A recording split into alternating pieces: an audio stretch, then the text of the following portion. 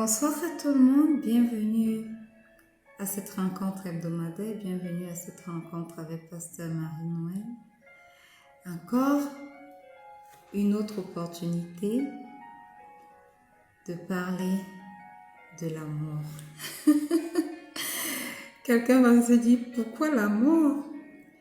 Bien, parce que depuis plusieurs mois, plus d'un mois déjà, oui, nous sommes en train de développer le thème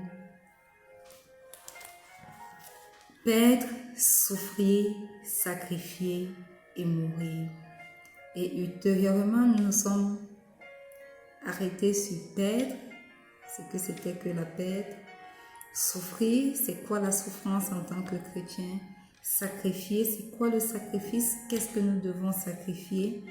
Et depuis la semaine passée, nous sommes entrés sur le 4e grand rendez-vous spirituel qui était la mort. Et la semaine passée, nous avons dit que la mort signifie cesser d'exister, cesser de fonctionner, disparaître à petit feu. Et nous avons également dit que, en tant que chrétien, la croix est le symbole du christianisme. La croix de Jésus-Christ est le symbole du christianisme et nous avons essayé de définir ce que c'est que ce symbole et ce qu'on attendait à travers la symbolique de la croix. Et aujourd'hui, nous allons parler de pourquoi nous devons prêcher la croix.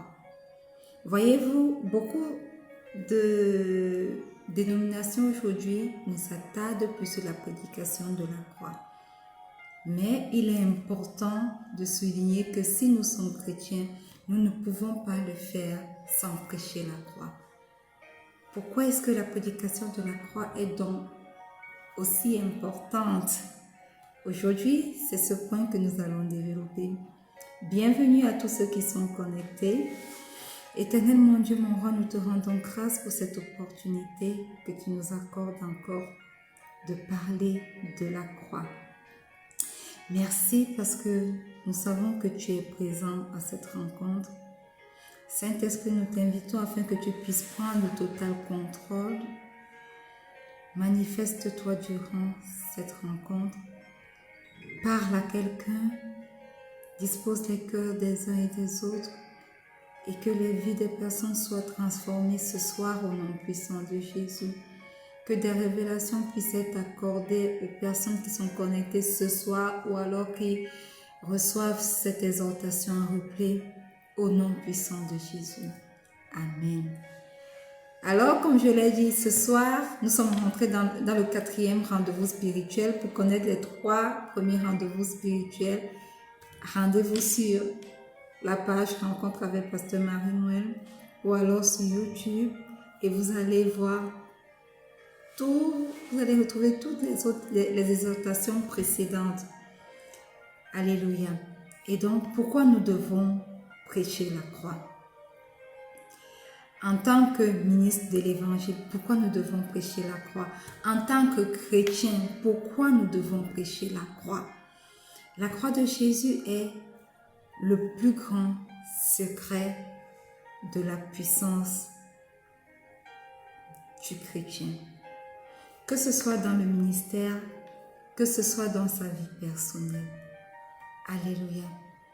Nous devons prêcher la croix parce que seule la croix est capable de ramener la puissance de Dieu dans les différents aspects de nos vies. 1 Corinthiens 1, le verset 18 dit « Car la prédication de la croix est une folie pour ceux qui périssent, mais pour nous qui sommes sauvés, elle est une puissance de Dieu. » Ceci signifie que quoi? Ceci signifie que beaucoup ne comprennent pas ce que c'est que la croix. Lorsque nous prêchons sur la croix, nous disons que la croix c'est le symbole du christianisme, nous essayons d'expliquer ce que c'est que ce symbole. Beaucoup ne comprennent pas, beaucoup pensent que c'est de la folie. Mais la Bible dit que pour ceux qui sont sauvés, elle est une puissance de Dieu. Voilà pourquoi il est important de prêcher la croix. Beaucoup de personnes, beaucoup de chrétiens ne connaissent rien sur la croix. Tout ce qu'ils savent, c'est que le Seigneur Jésus a été crucifié sur la croix. Mais pourquoi la croix? Pourquoi cette croix est devenue le symbole fort de la chrétienté? Et pourquoi nous devons prêcher la croix? Beaucoup de chrétiens ne savent pas pourquoi. Et aujourd'hui, beaucoup de chrétiens sont exposés simplement à la prédication de la réussite, à la prédication des bénédictions, à la prédication du chrétien qui forcément doit être béni parce que Christ a payé le prix pour tous, une fois pour tous.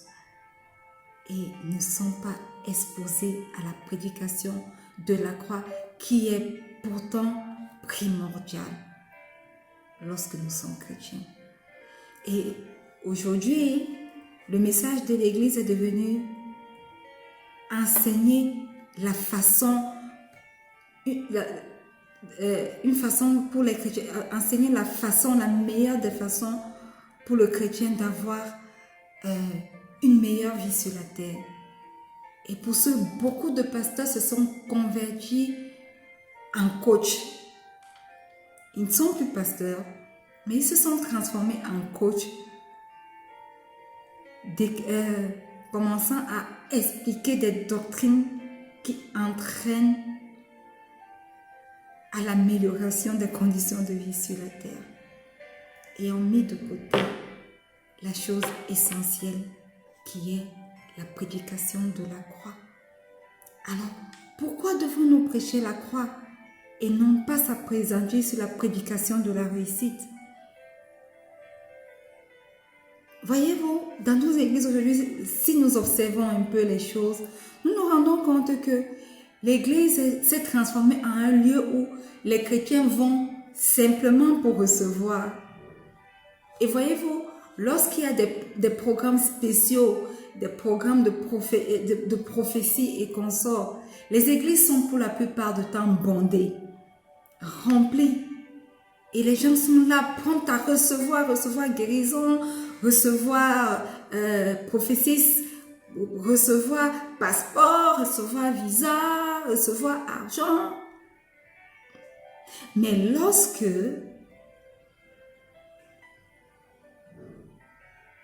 on organise des réunions de prière ou bien des réunions où les gens doivent être enseignés pour savoir ce que c'est que le christianisme, pour savoir ce qu'un chrétien doit connaître, pour savoir quels sont les devoirs d'un chrétien.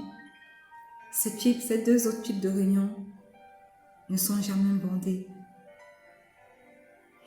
Il est temps pour nous, chrétiens, de savoir que nous ne devons pas seulement nous présenter devant Dieu pour recevoir des bénédictions pour lui, mais nous devons également nous présenter devant le Père comme des gens qui ont quelque chose à lui offrir, comme des gens qui ont quelque chose à lui donner, comme des chrétiens qui ont quelque chose à lui apporter. Et cette chose que nous pouvons donner, que nous pouvons offrir au Père, c'est quoi? C'est simplement le sacrifice. Alléluia. L'Église aujourd'hui doit cesser d'être un regroupement de personnes qui ne sont que là réunies pour recevoir des bénédictions et doit au contraire se transformer en regroupement d'une personne, un regroupement de personnes qui sont prêts à renoncer à eux-mêmes, à se charger de leur croix et à suivre Jésus. Parce que le Seigneur Jésus a dit, si tu veux être mon disciple, charge-toi de ta croix et suis-moi. Et à l'Église, nous devons être en présence des personnes qui sont prêtes à tout abandonner, à porter leur croix et à suivre Jésus. Le succès, la prospérité, l'argent ne sont pas des moyens par lesquels nous serons sauvés. Alléluia. 1 Timothée 6, verset 5 dit ceci. Les vaines discussions d'hommes corrompus d'entendement, privés de la vérité et croyant que la piété est une source de gain. Pour toi, homme de Dieu, fuis ces choses. Bien-aimés, si nous nous appelons chrétiens, il est temps pour nous de fuir des choses vaines qui ne permettent pas à notre esprit d'être sauvé, à notre âme d'être sauvée. Il est temps et il est plus que temps pour nous de prendre nos croix, symbole de notre mort, et suivre Jésus. Alléluia. Amen. Lorsque nous parcourons l'Ancien Testament, nous allons nous rendre compte que l'Ancien Testament est rempli de sacrifices. Le peuple d'Israël, tout au long de son cheminement, sacrifiait. Il sacrifiait continuellement. Il sacrifiait quotidiennement. Si vous me parlez d'Abraham, Abraham sacrifiait. Si vous me parlez d'Isaac, Isaac sacrifiait. Si nous parlons de Jacob, Jacob sacrifiait. Citez-moi un seul grand prophète dans la Bible qui ne sacrifiait pas. Et nous avons vu sur la partie sacrifice que le sacrifice signifiait donner quelque chose. Alléluia. Amen. Il est important aujourd'hui que l'Église se rende compte que le sacrifice, la mort de soi, reste le thème central de la Bible. Sans sacrifice, il est impossible de plaire à Dieu. Voilà pourquoi les Israélites sacrifiaient continuellement. Sans sacrifice, sans la mort de soi, il est impossible d'être agréable à Dieu. La seule chose qui est agréable à Dieu, c'est le sacrifice que vous allez lui apporter et qui est capable de dégager une bonne odeur pour lui. Alléluia. Et aujourd'hui, l'Église a totalement abandonné le message originel du sacrifice. Voyez-vous, l'enseignement du sacrifice, de la mort de soi, doit être réintégré dans l'Église. Elle doit être réintégrée dans la vie des chrétiens, dans les mentalités et les pensées des chrétiens. Alléluia. Et Matthieu 6, verset 20 au verset 21 dit ceci. Mais amassez-vous des trésors dans le ciel, où la teigne et la rouille ne détruisent point, et où les voleurs ne percent ni ne dérobent. Car là où est ton trésor, là aussi sera ton cœur. Bien-aimé, la Bible dit que là où se trouve ton trésor, là aussi sera ton cœur. Lorsque nous sacrifions dans la maison du Seigneur, nous allons nous rendre compte que là également résident nos cœurs.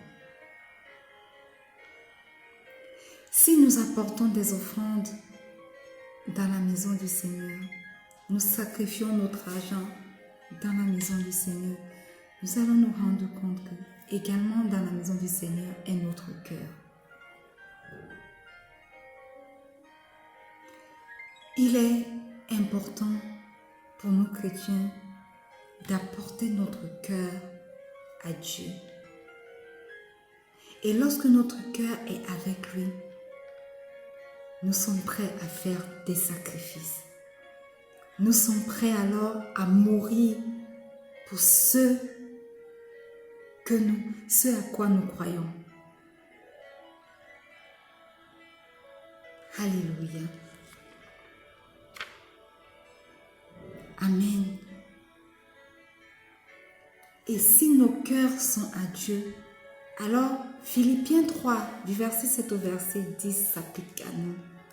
Philippiens 3, du verset 7 au verset 10 dit, « Mais ces choses qui étaient pour moi des gains, je les ai regardées comme une perte à cause de Christ. Et même je regarde toutes choses comme une perte à cause de l'excellence de la connaissance de Jésus-Christ, mon Seigneur, pour lequel j'ai renoncé à tout. Et je les regarde comme de la boue afin de gagner Christ. »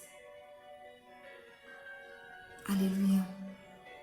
Paul a fait beaucoup de sacrifices pour sa foi et s'en est réjoui. Il est impossible, bien-aimé, de vivre pour Dieu sans en payer le prix. Et la semaine passée, lorsqu'on a parlé, on expliquait ce que c'était que le symbole de la croix.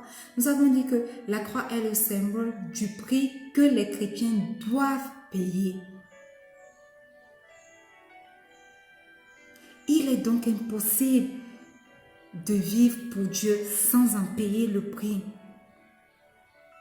Si Jésus a payé un prix par sa vie, sachez-le, nous également nous sommes appelés à payer un prix.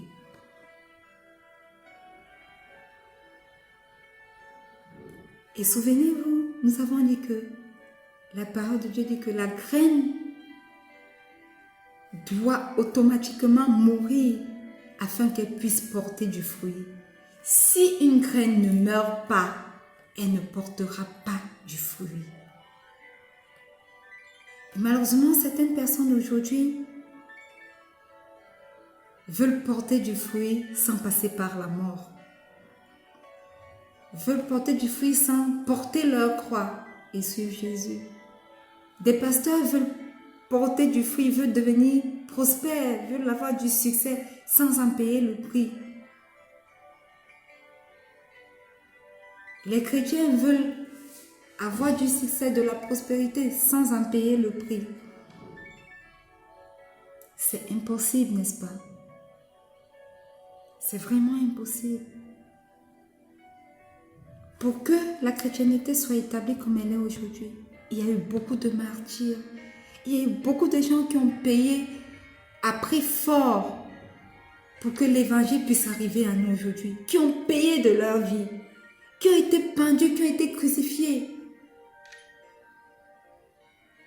Certains ont décidé d'être pendus, crucifiés à l'envers parce qu'ils disaient qu'ils n'étaient pas dignes de mourir de la même mort que leur sauveur.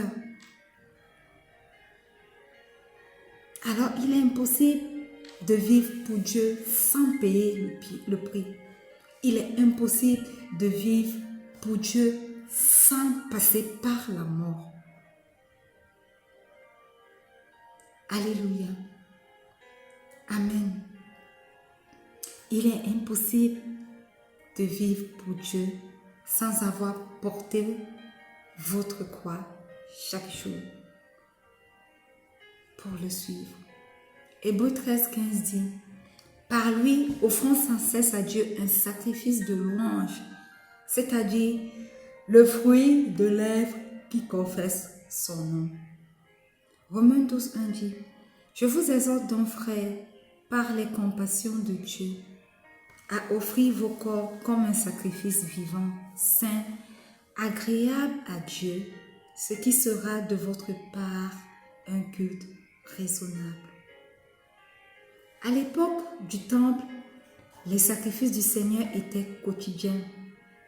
Cela faisait partie du service que l'on rendait à Dieu. Alléluia. Aujourd'hui, il dit d'offrir vos corps comme un sacrifice vivant, saint et agréable à Dieu. Un sacrifice que vous allez offrir une seule fois pour toutes, tout comme le Seigneur Jésus est mort une fois pour toutes. Dieu nous demande, bien-aimés, d'offrir nos corps comme des sacrifices vivants, comme un sacrifice éternel, un sacrifice qui n'aura point de fin. Alléluia. Et si nous décidons d'offrir nos corps comme des sacrifices vivants, cela signifie que notre chair meurt. Notre chair meurt définitivement. Et c'est à cette mort que nous sommes appelés si nous voulons suivre le Seigneur Jésus. Alors, sachant-le bien, la mort est un rendez-vous spirituel incontournable pour nous en tant que chrétiens. Et c'est pourquoi nous devons prêcher la croix qui est le symbole de l'amour. Amen. Si tu es connecté ce soir,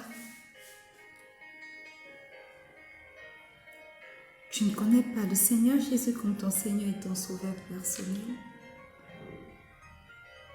ou alors tu connais le Seigneur Jésus, mais tu n'as jamais prêché la croix, tu n'es jamais allé à la rencontre de ce 4e rendez-vous spirituel qu'est la mort. J'aimerais simplement que tu fasses cette prière avec moi. Dis simplement, Seigneur Jésus, ce soir, je viens à toi tel que je suis. Je reconnais que tu es mort sur la croix pour moi et que ton sang a coulé sur la croix pour moi. Ton corps a été déchiré pour moi. Et ce soir, je reconnais encore que tu es mort, tu es descendu aux enfers et que le 3e jour, tu es ressuscité. Aujourd'hui, ce soir, je viens inviter le Seigneur Jésus-Christ ressuscité dans ma vie. Je viens faire de lui mon Seigneur et mon Sauveur personnel.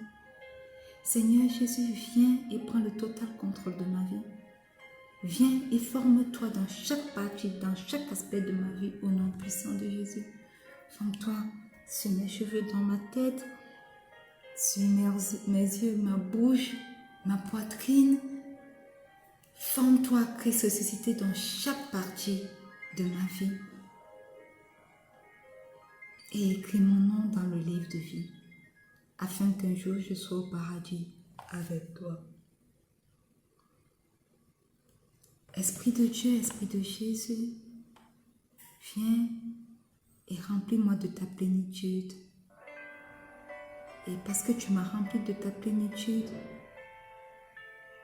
prépare-moi pour l'enlèvement de l'Église. Au nom puissant de Jésus. Amen. Si vous avez fait cette prière, bien-aimés, sachez que vous êtes nés de nouveau et que le Seigneur Jésus que vous avez invité à être votre Seigneur et votre Sauveur personnel est venu dans votre vie et il demeure dès à présent. Mais il est important que vous sachiez que il demeure aujourd'hui dans vos vies, mais il a besoin de rester dans vos vies. Et pour ça, vous devez cultiver une intimité avec lui. À travers quoi? À travers les temps de prière, et de méditation de la parole de Dieu. Et également, joignez-vous à une famille spirituelle afin que vous puissiez appartenir à une famille spirituelle. Alléluia. Participez aux réunions où vous pouvez être enseigné, aux réunions où vous pouvez prier. Cela vous permettra de grandir spirituellement et d'avoir une intimité forte avec votre Seigneur et votre Sauveur.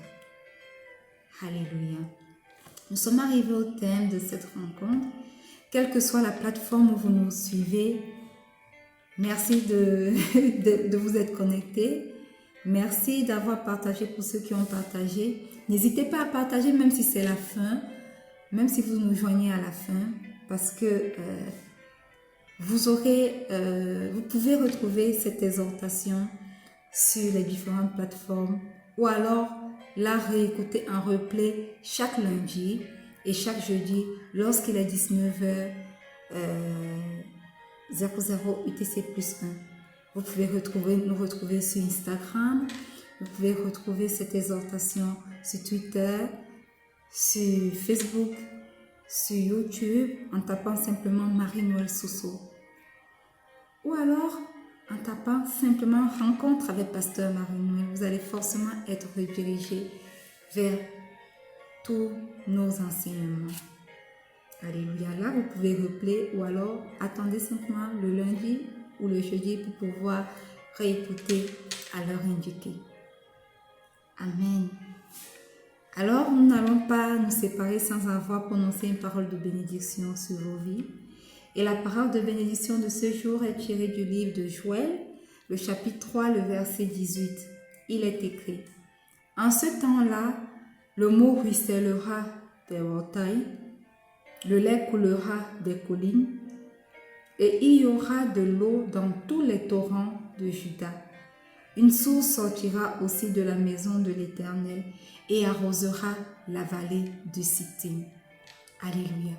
Étendez mes mains vers moi tandis que j'étends mes mains vers vous. Éternel mon Dieu, mon roi, je te rends grâce pour cette parole de bénédiction ce jour. Je viens par la vertu du Saint-Esprit sortir Joël 3, le verset 18 de ta parole et la planter dans les vies de toutes les personnes qui sont connectées ce soir et de toutes les personnes qui écoutent ce message en replay au nom puissant de Jésus. Je déclare que le mot ruissellera toujours dans les vies et dans les différents aspects des vies des personnes connectées au nom puissant de Jésus. Je déclare que le lait coulera toujours en abondance dans leur maison, dans leur famille, sur leur table, dans tous les différents aspects de leur vie au nom puissant de Jésus. Que la bénédiction puisse continuellement couler dans leur vie, dans leur maison, dans leur foyer, dans leurs relations, au nom puissant de Jésus. Que leur terre ne soit jamais aride parce que tu dis qu'il y aura de l'eau dans tous les torrents de Juda. Amen. Et que la source qui soit des sources de bénédiction pour tous leurs prochains, parce que tu dis une source sortira aussi de la maison de l'Éternel. Qu'il soit, Éternel mon roi, une source de bénédiction pour les gens autour d'eux, pour leur famille, pour leurs conjoints, pour leurs enfants, au nom puissant de Jésus. Je prie et je déclare que cette parole de Joël 3, verset 18, garde toutes les personnes connectées ce soir jusqu'à notre prochaine rencontre et que cette parole s'imprègne dans leur vie au nom puissant de Jésus. Amen. Alléluia. Nous sommes arrivés au thème de cette rencontre. Laissez vos commentaires, laissez vos intentions de prière, laissez vos questions. Merci à tous ceux qui se sont connectés. Merci à tous ceux qui ont partagé. N'hésitez pas à partager, n'hésitez pas à inviter des personnes à se joindre à nous chaque vendredi, chaque lundi aussi et chaque jeudi lorsqu'il est 19h00 UTC+1. Je reste votre âme servante, Pasteur Marie-Noël. Je vous aime, mais le Seigneur Jésus vous aime encore plus. Shalom.